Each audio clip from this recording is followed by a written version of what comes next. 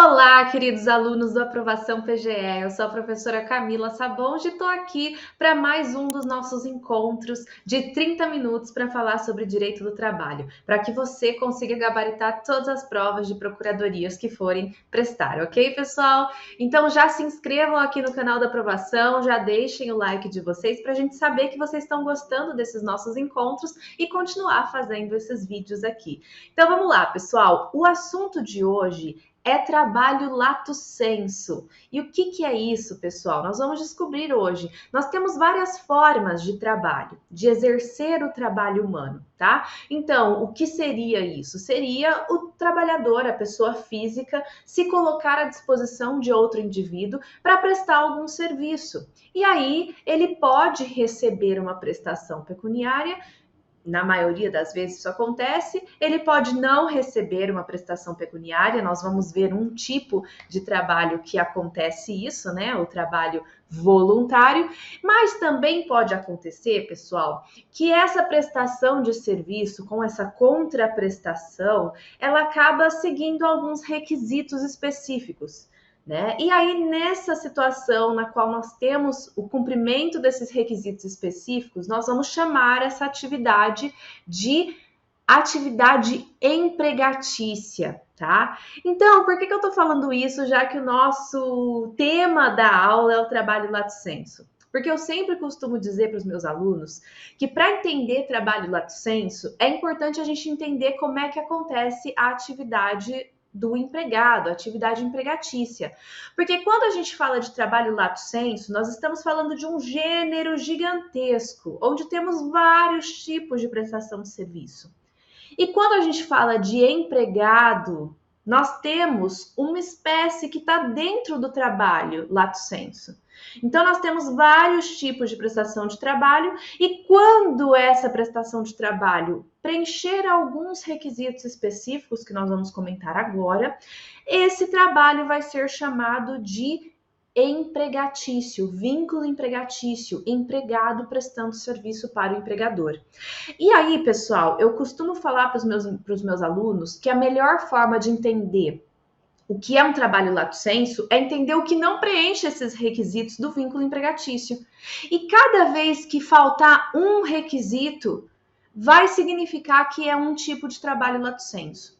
Então, por exemplo, no trabalho voluntário, você não tem a onerosidade. Ou seja, eu presto o serviço e eu não ganho nada em troca. Então, não temos o preenchimento de um requisito específico do trabalho empregatício, e aí eu vou estar diante de uma figura de trabalho lato sensu. E qual é essa figura? O trabalho voluntário.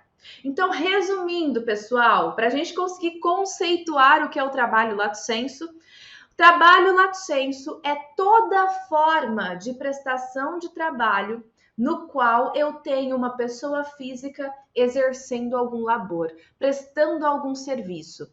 Ponto.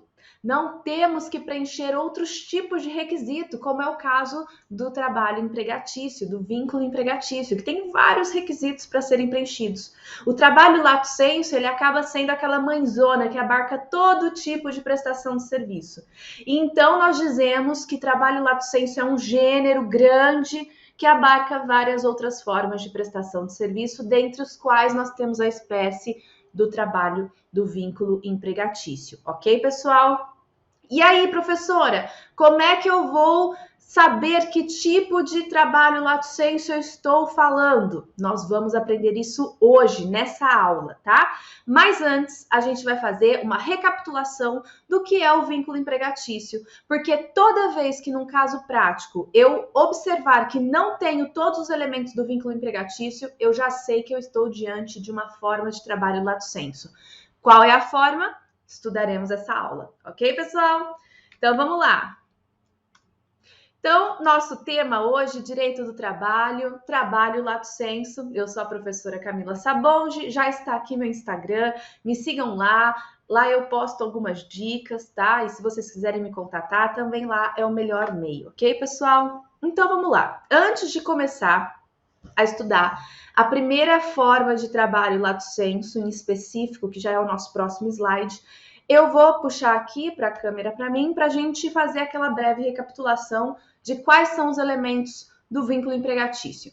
Para eu dizer que uma atividade, que uma prestação de serviço é uma atividade empregatícia, é um vínculo empregatício, estou diante de um empregado que presta serviço para o empregador, eu preciso de 5 elementos. Um dos elementos é igual ao trabalho lato sensu, que é a pessoa física. Toda vez que eu estiver diante de uma prestação de serviço, de um trabalho lato sensu ou de uma atividade com vínculo empregatício, eu estou diante de uma atividade na qual uma pessoa física presta serviço para uma outra pessoa, que pode ser jurídica ou pessoa física também. Mas o trabalhador, ele sempre será uma pessoa física, tá? Por isso que nós já estudamos nas nossas aulas anteriores que há uma figura, né, que tenta fraudar o vínculo empregatício, tornando o trabalhador PJ, pessoa jurídica, que é a pejotização. Por quê? Porque ele tenta minar esse primeiro elemento do vínculo empregatício, dizendo que, na verdade, não é uma pessoa jurídica, é uma pessoa, na verdade, que não é uma pessoa física, é uma pessoa jurídica, e aí não seria um vínculo empregatício. Então, primeiro elemento, pessoal, pessoa física, ok? Segundo elemento, pessoalidade. Pessoalidade significa que o empregado, ele presta serviço de maneira pessoal, ou seja, ele não pode ser substituído por ninguém. Ele tem que prestar serviço para o empregador, porque o empregador escolheu ele pelas suas atividades, características específicas. Veja uma professora, por exemplo. Uma professora, ela é contratada por causa da sua didática, por causa do seu conhecimento específico. Se porventura a professora diz assim, olha, eu não vou dar aula hoje, eu vou mandar a minha prima dar aula lá hoje, porque eu não tô afim. E aí, pode, pessoal? Não pode. Por quê? Porque o empregador escolheu aquela professora pelas suas características particulares, específicas, intelectuais, didática, enfim. Então, ela não pode, ela, por sua vontade, se fazer substituir por outro indivíduo. Ai, mas professora, e se porventura ela estiver de licença maternidade e o empregador substituir ela?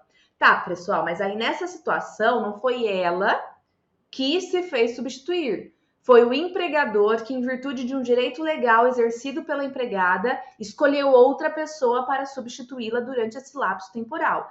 Percebem a diferença? Não foi ela que escolheu, sem avisar ninguém, não ir e colocar outra pessoa no lugar. Então, a pessoalidade significa que, obviamente, o empregador, diante de alguma necessidade, pode escolher outra pessoa para substituir a empregada, mas a empregada não pode, à sua livre vontade, não ir e colocar outra pessoa no lugar, ok?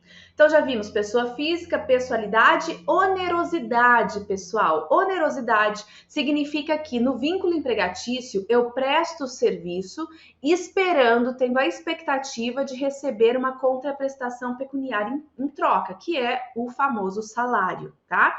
Então, onerosidade, pessoalidade, pessoa física, habitualidade ou não eventualidade. Quando eu presto serviços com vínculo empregatício, isso significa que há uma expectativa de que eu reiteradamente vá prestar esse serviço. Precisa ser todo dia, professora? Não precisa. Precisa ser todo dia útil da semana, professora, ou seja, de segunda a sexta? Não precisa. Só precisa ter uma expectativa de reiteração na conduta. Então, pode ser 2 vezes na semana? Pode, não tem problema nenhum. Tá, pessoal? Tudo depende da vinculação, da forma que foi contratado, tácita ou expressamente. Então, pessoa física, pessoalidade, onerosidade, não eventualidade e a famosa subordinação jurídica. Subordinação significa que no contrato com vínculo empregatício eu tenho um poder que é dado ao empregador de organizar a prestação de serviço. E se de um lado eu tenho esse poder, do outro lado eu tenho uma obrigação, que é do empregado de respeitar essas normas contratuais. Temos limites? Temos limites. As normas ilegais, as normas ilícitas, as normas que abusam ou violam a intimidade do empregado, a sua integridade física, tudo isso acaba limitando o poder empregatício, o poder hierárquico, o poder, a própria subordinação jurídica, mas fato é que o empregador ele tem a possibilidade de regular o uniforme, regular como o empregado vai se portar nas suas dependências, como ele vai atender o cliente, ele pode estipular metas, ele pode colocar horário de entrada e saída, enfim, todas essas questões, elas são respaldadas na subordinação jurídica, ok, pessoal?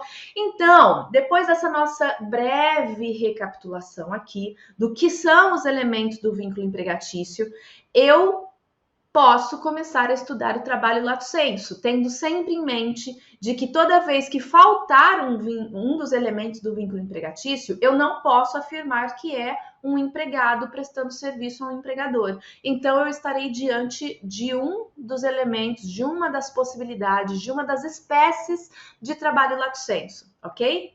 Então, pessoal, vamos agora sim a começar a estudar todos os tipos de trabalho lato sensu. Vamos lá.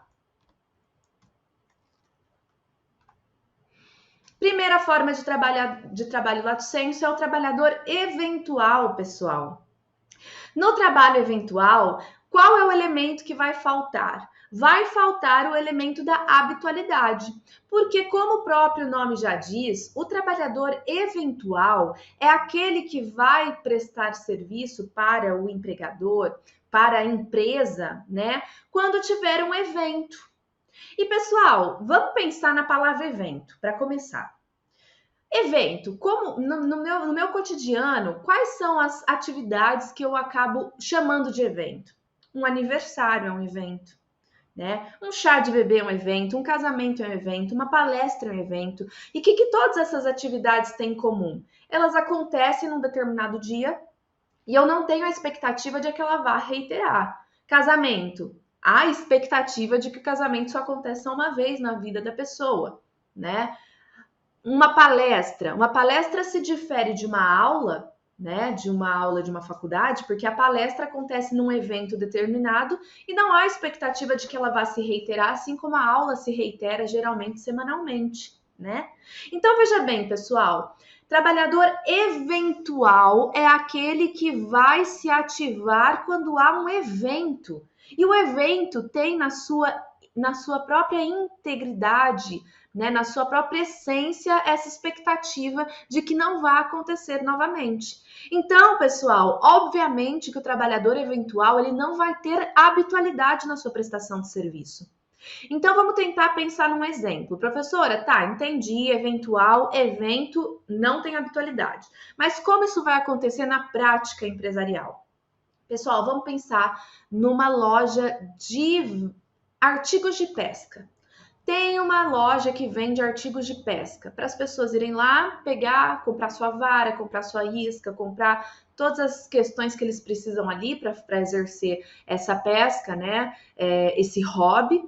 Mas essa empresa de pesca, essa loja de pesca, apesar de ter uma atividade finalística, né, que é vender artigos de pesca, ela precisa, às vezes, de algumas atividades empresariais, contratar alguns empregados para atividades específicas, como, por exemplo, se essa empresa ela quiser atualizar a sua forma de venda, ela quer implementar um novo software para fazer o controle de quanto tem no estoque, de quanto saiu, do que vendeu, dos preços, fazer um tabelamento de preços, tudo informatizado para facilitar a vida. Percebem que essa informatização dos preços não está ligada à atividade finalística dessa empresa, que é vender artigo de pesca. Isso significa que, muito provavelmente, esse empresário, né, que vende esses artigos de pesca, ele vai ter que ter empregados para atividade finalística, ou seja, fazer essa venda diária, mas para conseguir implementar esse software, colocar esse software nas máquinas, nos computadores e ensinar os trabalhadores a usar esse software, ele vai precisar de um serviço especializado que vai lá exercer essa atividade, talvez 15 dias, talvez durante uma semana, talvez. Às vezes, se for uma empresa pequena, vai conseguir fazer isso em 2 dias. Vai exercer essa atividade e quando tiver finalizada essa atividade de implementar o software, ensinar todo mundo a usar, não vai mais haver a necessidade desse trabalhador. Então, veja bem, percebam aqui, pessoal, a sutileza. No caso do trabalhador que vai implementar o software, ensinar o pessoal a usar, ele vai estar dentro da empresa para um evento específico. Qual é o evento? Implementar o software, instalar o software, ensinar o pessoal a usar. Terminou esse evento, esse trabalhador ele não vai ser mais útil, ele não vai ser mais necessário naquela empresa, porque a atividade finalística é vender artigos de pesca. Agora, diferentemente do trabalhador que efetivamente vende, o vendedor, esse sim, ele está intimamente ligado à atividade finalística da empresa. Então, ele vai ser necessário constantemente, enquanto essa empresa estiver aberta, ele vai ser necessário ali dentro. Então, pessoal, vejam no meu exemplo que no caso da pessoa que instala o software, ele pode ser um trabalhador eventual. No caso do vendedor do artigo de pesca, ele vai ser provavelmente um empregado, ok? Pessoal, vocês percebem no meu exemplo que eu utilizei de algumas ferramentas, de algumas teorias para caracterizar o trabalhador eventual. Uma dessas teorias foi a teoria do evento. Vocês percebem que no meu exemplo, eu falei que o evento seria implementar o artigo, implementar o software, né, para ser utilizado nessa atividade de venda de artigos de pesca. Então, veja bem, quando a gente estuda o trabalhador eventual, nós temos algumas teorias que tentam explicar o que é o trabalhador eventual. E uma delas, uma das mais famosas, inclusive, é essa teoria do evento que eu acabei de falar para vocês. O trabalhador eventual é aquele que é necessário quando há um evento, tá? Agora, existem mais outras três teorias que são também utilizadas e muitas vezes, pessoal, no caso prático, vocês conseguem aplicar as 4 teorias juntas. Por exemplo, no meu exemplo, nós também utilizamos a teoria dos fins do empreendimento. Porque quando eu falei para vocês do software, eu disse para vocês que o software não estava relacionado à finalidade da loja de pesca. A finalidade da loja de pesca era o quê? Vender artigos de pesca. Então, implementar o software não estava relacionado de forma alguma com o fim do empreendimento. Ele poderia aprimorar a finalidade empresarial? Sim. Só que como não estava intimamente ligado ao fim do empreendimento, que é a venda em si, nós podíamos contratar um trabalhador eventual para instalar esse software e depois que estivesse instalado, demiti-lo, né? Agora, no caso dos trabalhadores que estão vinculados ao fim do empreendimento, que é a venda em si, nós não temos essa possibilidade. Por quê? Porque eles vão ser sempre necessários, pois estão relacionados com o próprio fim do empreendimento. Então, aqui no nosso exemplo, pessoal, nós já tivemos a explicação de 2 dessas famosas teorias que tentam explicar o trabalhador eventual. Então, teoria do evento, vocês já sabem, e agora também vocês já sabem a teoria dos fins do empreendimento. Aqui nós também temos outras 2 teorias que eu vou explicar para vocês agora. Teoria da descontinuidade. Teoria da descontinuidade, pessoal, se relaciona com a própria ausência de habitualidade. Quando eu falo de trabalhador eventual, eu estou falando de um indivíduo que não presta serviço de forma habitual. Por quê? Porque, veja bem o nosso exemplo novamente. O trabalhador que implementa o software, quando ele já tiver implementado esse software, ele não vai ser mais necessário. Então, ele vai precisar ficar voltando semanalmente naquela empresa? Não, ele só vai precisar voltar, talvez se o software der erro, se tiver que implementar alguma atualização, mas não há uma expectativa de reiteração da conduta desse empregado, de reiteração da atividade desse empregado, desse, na verdade, trabalhador, porque ele não tem habitualidade.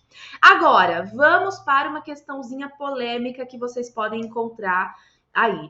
Quando eu falo de teoria da descontinuidade, dá a impressão que eu estou falando que o trabalho ele é descontínuo, ou seja, ele não tem continuidade, não é verdade? Só que, pessoal, o que acontece é que a doutrina, ela diferencia habitualidade de continuidade. A habitualidade, ela acaba sendo mais fraca que a continuidade. E por que eu digo isso? Porque a habitualidade pode significar a reiteração semanal. Então, toda segunda-feira eu dou aula em tal lugar. Eu posso ser uma empregada, porque a habitualidade não precisa de mais do que um dia na semana, mais do que 2 dias na semana. Só precisa dessa reiteração constante. Já a continuidade, segundo a doutrina, sempre foi mais forte, mais potente. E aí, pessoal, quando a gente estuda a lei do doméstico, trabalho doméstico, nós vamos ver que lá na Lei Complementar 150 de 2015, que regulamentou o trabalho doméstico, houve a previsão de que o trabalho doméstico ele deveria ser prestado com continuidade. E quando essa lei foi caracterizar o que seria continuidade, estipulou-se que continuidade seria a prestação de serviço pelo doméstico mais de 2 vezes na semana. Então, pessoal, essa teoria doutrinária de que habitualidade e continuidade não eram sinônimos ganharam força em 2015 com essa implementação da lei do doméstico. Então, atualmente, o que prevalece é que a habitualidade é o que é previsto para o vínculo empregatício seletista. Então, quando eu falo de empregados seletistas, no geral, eu estou falando de habitualidade. E aí pode ser que tenha habitualidade com a prestação de serviço 1 vez na semana, 2 vezes na semana, 3 vezes na semana e assim vai. Agora, quando eu estou falando de trabalho doméstico, empregado doméstico vai ser aquele que presta serviço com continuidade. E continuidade é mais forte, é mais potente. Só vai ser empregado doméstico quem prestar serviço mais de 2 vezes na semana. Por que eu estou falando isso, pessoal? Porque no caso da teoria, né, da descontinuidade para caracterizar o trabalhador eventual, apesar do nome falar descontínuo, na verdade eu tenho que ter a lembrança do não habitual. Ou seja, eu não preciso necessariamente ter, para ser contínuo, né, e não caracterizar o trabalho eventual, a prestação de serviço por mais de 2 dias, como é na lei do doméstico. Na verdade, para ser descontínuo no trabalho eventual, eu tenho que remeter à habitualidade. Então, toda vez que tiver a prestação de serviço com alguma expectativa de reiteração, mesmo sendo 1 vez na semana, eu já afasto a eventualidade do trabalho eventual. Então, pessoal, para que eu contei toda essa historinha para vocês? Para dizer que, apesar da teoria da descontinuidade tentar induzi-lo a erro, quando eu falo de descontinuidade, eu tenho que lembrar da CLT, tenho que lembrar da habitualidade, tenho que lembrar dos elementos do vínculo empregatício seletistas.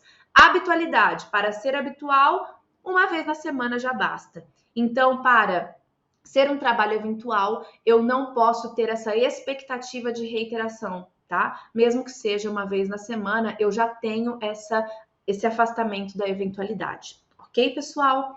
Então, vamos para a última teoria para tentar explicar o trabalhador eventual, que é a teoria da fixação jurídica ao tomador de serviço. Teoria da fixação jurídica ao tomador de serviço significa que, quando eu estou diante de um trabalhador eventual, ele é aquele que não se fixa ao tomador de serviço. Ou seja, ele vai ser, como no nosso caso, um trabalhador que é necessário algumas vezes pelo empregador. Ele não vai ser necessário toda hora, então ele não vai se fixar àquela empresa. Ele vai prestar serviço 1 vez, depois ele não sabe quando ele vai prestar serviço novamente para aquela empresa. Isso significa, pessoal, que ele pode, inclusive, prestar serviço para várias empresas no mesmo mês. E tá tudo bem. Ok? Com isso, pessoal, nós terminamos o primeiro tipo de trabalhador lato sensu, que é o trabalhador eventual, aquele que não tem habitualidade na sua prestação de serviço. Vamos para o próximo, pessoal. Antes, vamos falar o seguinte, ó, qual é a diferença entre trabalhador eventual e empregado intermitente? Empregado intermitente, pessoal, é aquele que alterna períodos de prestação de serviços e de inatividade. Exceção os aeronautas, né, pessoal? Então, veja bem, quando eu falo de trabalhador eventual, é aquele que não tem vínculo empregatício. Então, quando eu falo de trabalhador eventual, eu não estou falando da aplicação da CLT. Ao contrário do empregado intermitente, a reforma trabalhista trouxe essa possibilidade de prestação de serviço com intermitência, né? Mas, veja bem, a reforma trabalhista trouxe essa previsão dentro da CLT. Então, a reforma trabalhista, na verdade, trouxe uma nova hipótese de contratação com vínculo empregatício. Então, aí que está a grande diferença entre trabalhador eventual e empregado intermitente. Trabalhador eventual não tem vínculo empregatício, é forma de trabalho lato sensu. Empregado intermitente, ele tem vínculo empregatício. Então, apesar dele ter uma alternância de períodos no qual ele presta serviço e períodos no qual ele não presta serviço, todo esse tempo, o contrato de trabalho está ativo e ele é um empregado. Consequentemente, as normas da CLT vão se aplicar a ele. No caso do trabalhador eventual, por ele não ser um empregado, as normas da CLT não se aplicam a ele, tá, pessoal? Seguindo agora, sim, nós vamos para a nossa segunda forma de trabalho lato sensu, que é o trabalhador voluntário, pessoal. Esse daqui, os alunos não têm grande dificuldade. Trabalhador voluntário é aquele que não tem onerosidade na sua prestação de serviço. E aqui, pessoal, que eu acho muito importante da gente frisar, o trabalho voluntário é aquele no qual não tem intenção, eu não tenho nem intenção de receber alguma coisa em troca. Então, eu presto o serviço porque eu acredito naquela causa. Eu realmente quero prestar serviço sem ganhar nada em troca. Então, há um elemento subjetivo, a intenção de não receber nada em troca. Porque se eu presto serviço, eu espero receber algo em troca e eu não recebo, na verdade, eu estou diante de uma fraude trabalhista, eu não estou diante de um trabalho voluntário. Tá bom, pessoal? Seguindo, duas coisinhas que eu acho muito importante da gente frisar no trabalho voluntário é que há a necessidade de ter uma formalização desse contrato, que se chama, na verdade, de termo de adesão. Então, o trabalhador voluntário vai assinar um termo de adesão e lá deve constar o objeto e as condições de exercício desse trabalho voluntário. Outra coisa que é importante da gente frisar é que, na verdade, o trabalho voluntário ele não significa que eu não posso receber nada em troca. Eu posso receber alguma coisa. Eu posso receber o ressarcimento das despesas que eu efetuar. Porque, na verdade, o que eu não posso receber é uma contraprestação pela atividade prestada. Agora, se porventura eu fui até um local prestar serviço voluntário, para me deslocar, eu gastei o dinheiro do ônibus. Lá, quando eu estava lá, eu precisei comprar alguma coisa para me alimentar. São gastos que eu tive para exercer essa atividade. Esses gastos, eles podem ser ressarcidos. Essas despesas, elas podem ser ressarcidas desde que haja previsão no termo de adesão. Ok, pessoal? Seguindo, aqui é uma pergunta clássica e eu acabei já adiantando para vocês, né? Qual é a diferença entre trabalho voluntário e trabalho escravo?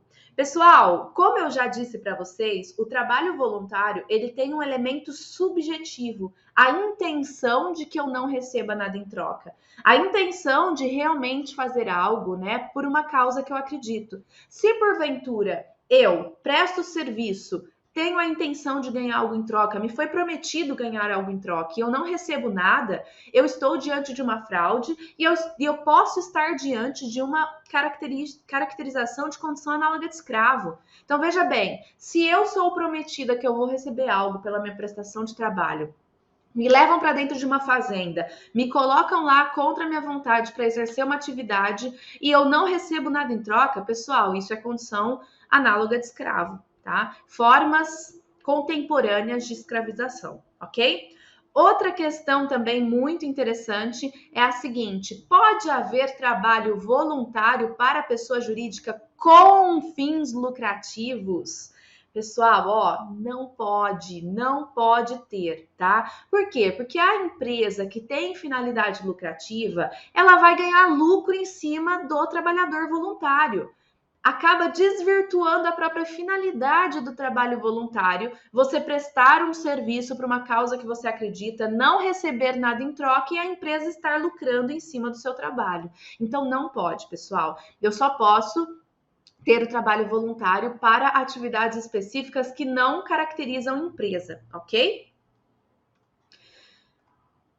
Pessoal, para finalizar a nossa parte 1 aqui do trabalho lato sensu, a gente vai falar do trabalhador avulso, tá? E aí na próxima aula, como nós já estamos quase fechando 30 minutos, as outras formas de trabalho lato sensu a gente vai deixar para a próxima aula. Mas para finalizar aqui no nosso primeiro bloco de trabalho lato sensu, nós vamos falar do trabalhador avulso.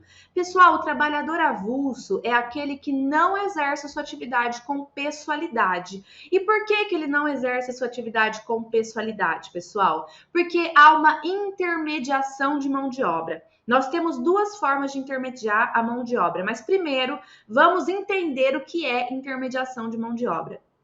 Pessoal, primeira coisa, professora, mas eu sempre estudei no direito do trabalho que não pode ter intermediação de mão de obra, é vedada a intermediação de mão de obra no direito do trabalho. É verdade. Mas agora você está falando para mim, professora, que tem intermediação de mão de obra? É verdade também. Pessoal, é uma exceção. O trabalho avulso e a terceirização são exceções a essa vedação da intermediação de mão de obra. Na terceirização, como é que funciona?